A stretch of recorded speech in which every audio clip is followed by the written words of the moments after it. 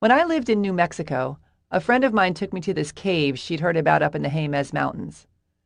It's more like a big hole in the ground, actually, she said, but I hear it's pretty cool. She didn't do a great job of selling it, especially when she got to the part about how we'd have to crawl around on all fours the whole time, but I wasn't really listening to her anyway.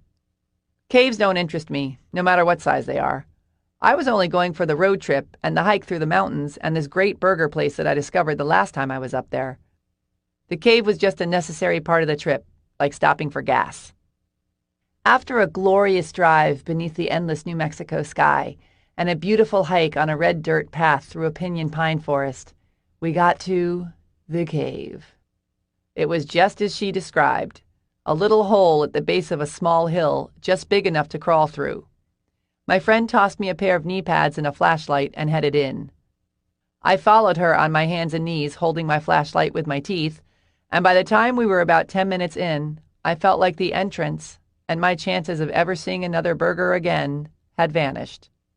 If anything came at us from inside that cave, like, say, a monster, or if there was a flash flood, or an earthquake, or a rattlesnake, or a mosquito, we were totally screwed. The craggy white rock tunnel surrounding us had closed in so tightly that when my friend finally stopped crawling and leaned against the wall to sit, she had to do so with her head bent so far forward it looked like she was about to start chewing on her neck. What the hell was I doing there again? Okay, now for the cool part. You ready? She asked. Turn off your light. She clicked off her flashlight after motioning for me to do the same. The instant my light went out, I experienced the absolute darkest darkness of beyond pitch black, holy fucking shit, deepest, darkest blackness ever. I felt the tickling of hysteria begin to worm its way up the back of my neck, and for the first time in my life, I completely understood fear. Because fear was the only thing I could see in that hole. It sat there, omnipresent, gigantic, all-consuming, staring me straight in the face, asking, "So, you gonna let me swallow you up or what?" I realized that with absolutely zero effort, I could unravel into a claustrophobic freakout of such scratching, biting, high-pitched, crazy lady screaming colossalness that it would leave both me and my friends staring at a wall, playing with our lips for weeks after they dragged our limp and bloodied bodies out of that cave. Or not. The choice was mine. To fear or not to fear, that is the question. I'm pleased to report that I decided to forego the fear frenzy in favor of calmly crawling back out of the cave to the land of sunshine, open spaces, and walking on two legs. I emerged not only with an alarming amount of sand in my ears and severe lockjaw from cracking the flashlight with my teeth, but with a new and profound understanding of the choice aspect of fear. It's so simple. Fear will always be there, poised and ready to wreak havoc, but we can choose whether we're going to engage with it or turn on the lights, drown it out, and crawl past it. I also realized that drowning it out is actually pretty easy. We've just been conditioned to believe otherwise. We've made being in fear a habit. We're pumped full of it as children, like sugar. Then as we grow, we continue to take in the bad news on TV and the horror in the papers and the violence in books and films and video games and all this junk that fills us to the brim with fear about our world. We're taught to play it safe and not take risks, and to caution everyone around us to follow suit. And it's become such an accepted part of our social conditioning that we don't even realize we're doing it. For example, what would your immediate response be to someone you really loved and deeply cared about if they said, whilst sputtering with excitement, any of the following things to you?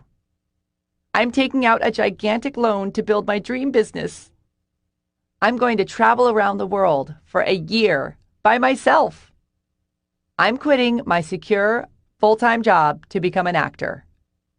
I met the most incredible person last week, and I'm totally in love. And we're getting married. I'm going skydiving. For the most part, when we watch someone take a leap of faith, our first reaction is to scream, "Look out!"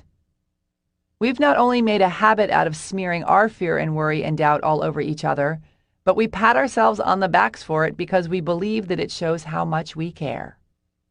That's something worth being scared of, if you ask me. There's something called the crab effect.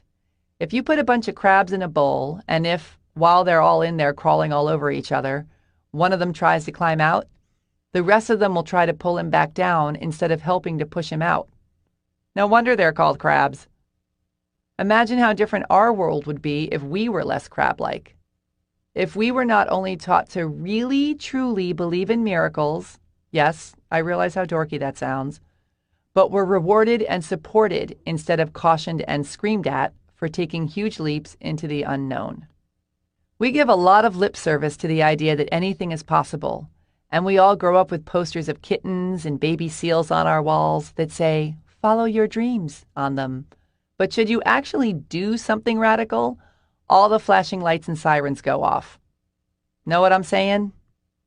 Fear lives in the future. The feeling of being afraid is real, but the fear itself is all made up because it hasn't even happened yet. Death, going bankrupt, breaking a leg, forgetting our lines, getting yelled at for being late, getting rejected, etc. Most of the time, we have no guarantee that what we fear is going to even happen, and that if it does, that it's going to be scary. Take death, for example. For all we know, we leave our bodies and melt into a state of pure love and light and sparkly things and unicorns and bunnies and eternal orgasmic giddiness. We can be as sure of that as we can about anything else in the future, so why create all the drama? All it takes to turn the fear factor around is learning to be comfortable in, instead of terrified of, the unknown. And this is done through faith. It basically comes down to how you choose to go through life. Is your fear greater than your faith in the unknown and yourself? Or is your faith in the unknown and yourself greater than your fear? While you're making your choice, here's a mouthful from good old Helen Keller.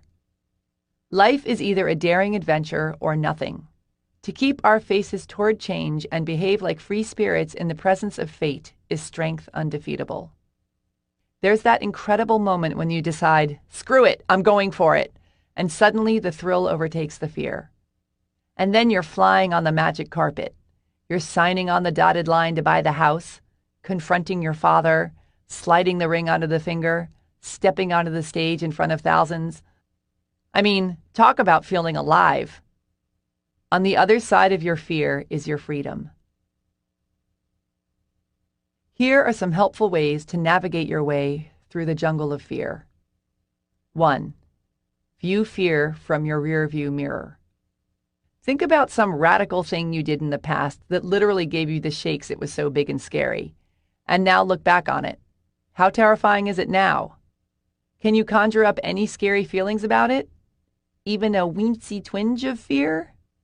Keep this in mind as you face each new challenge. No matter how intimidating your next great leap forward seems at the moment, it'll be a pipsqueak when you look back on it someday. So why wait? Why not look at it through pipsqueak-colored glasses right now?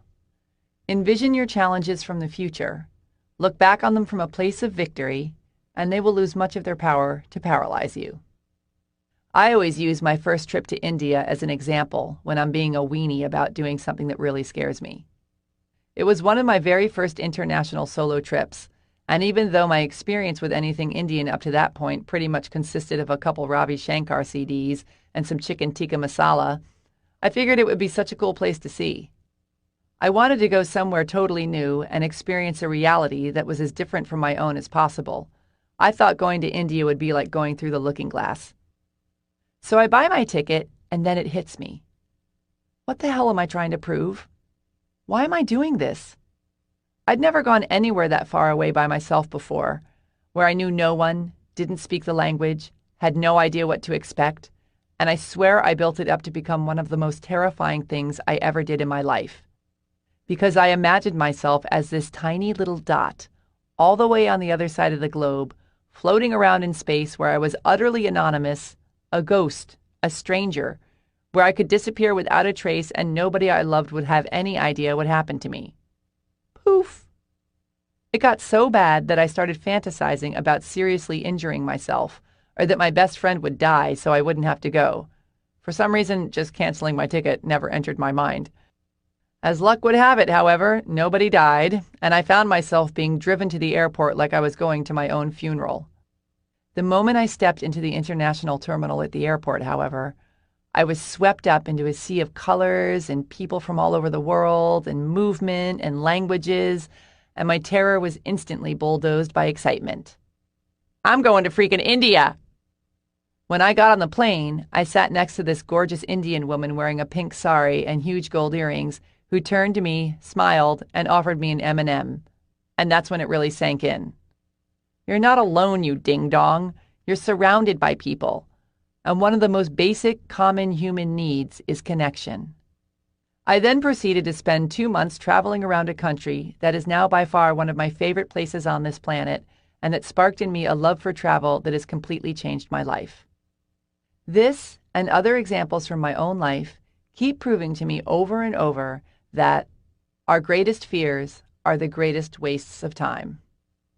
Face your fears with the truth that they're all in your mind, and they will lose their power over you. 2. Flip the fear. When you find yourself letting fear push you around, look at it from a different perspective. Start by breaking it down, finding what it is that you're really afraid of, and then flipping it around to make it work for you, not against you. Show it who's boss. Feed your fear a suck-it sandwich. For example, I want to write a book, but I can't get myself to sit down and do it. Why not? I'm scared that if I do it, it'll be terrible. What happens if it's terrible? If it's terrible, I'll look stupid. Then what? People will make fun of me. Then what? I'll feel ashamed. Okay, so you're not writing your book in order to protect yourself from feeling stupid and ashamed. Now flip it. How stupid and ashamed will you feel if you don't write your book? Very. I know it's a brilliant idea, and it's a big dream of mine. So will your strategy of not writing it in order to protect yourself from feeling stupid and ashamed protect you from feeling stupid and ashamed? No. And since you're risking feeling stupid and ashamed either way, which version is worse? Trying to write it and having it be terrible, or never going for it and living an unlived life of mediocrity, wimpiness, and shame? Living an unlived life of mediocrity, wimpiness, and shame. Break it down so you can really look at and diffuse what it is about a situation that's scaring you. Fear is all about how you choose to look at things. So by changing your perspective on it, you can let the fear of not doing the thing you're scared of fuel your quest to greatness. 3. Be in the moment. Is anything scary happening to you right now, at this very moment? Right now, where you're sitting, is anything bad actually happening, or is it just the thoughts in your head that are freaking you out? You deplete the much-needed energy you need to kick ass by freaking out before something even happens. Instead, stay in the moment and connect to your higher self. If you're about to walk into a courtroom or jump out of a plane or ask for a raise, breathe into the moment and stay connected to source energy. Keep your frequency high and your belief in miracles strong instead of falling prey to the fears in your mind, and you'll find that not only are you much better equipped to deal with whatever situation it is that you're headed for, but that 9 times out of 10, it's much scarier in your mind than it is in reality. 4. Cut off the stream of crap. Be more conscious of the information you absorb. What blogs do you read? What shows do you watch? What books do you read? What stories do you read in the paper? What movies do you go to? Whose opinion do you ask? What do you focus on in your day-to-day life? This isn't about being in denial or out of touch with what's going on in the world. It's about how much of this information you really need. Are you staring at a car accident, or are you gathering information that will allow you to contribute to positive change? Wallowing in the pain and suffering isn't going to help anyone, yourself included, any more than starving yourself will help the hungry. If you want to help the world and yourself, keep your frequency high and do your work from a place of power and joy. 5. Don't think of anything upsetting in bed at night. Our minds turn into gigantic magnifying glasses that make all our fears 100% bigger when we're lying there as a captive audience at 3 a.m. in bed with nothing to distract us. Unless you're going to get out of bed right then and there and take some sort of action, don't waste your precious time thinking about your problems. Every time you do this, it's never as bad the next morning when you get up. You know this, and yet, use your meditative powers to move troubling thoughts out of your mind. Focus on relaxing every single muscle in your body, one by one, slowly and intentionally, so that it takes up all the room in your brain that you are using to freak out with. Breathe deeply and think about all the incredible things in your life. Listen to a guided meditation. Do whatever you can to get a good night's sleep, and then deal with whatever it is in the morning. Because the only thing worse than staying up all night freaking out about something is then being too exhausted the next day to deal with it either.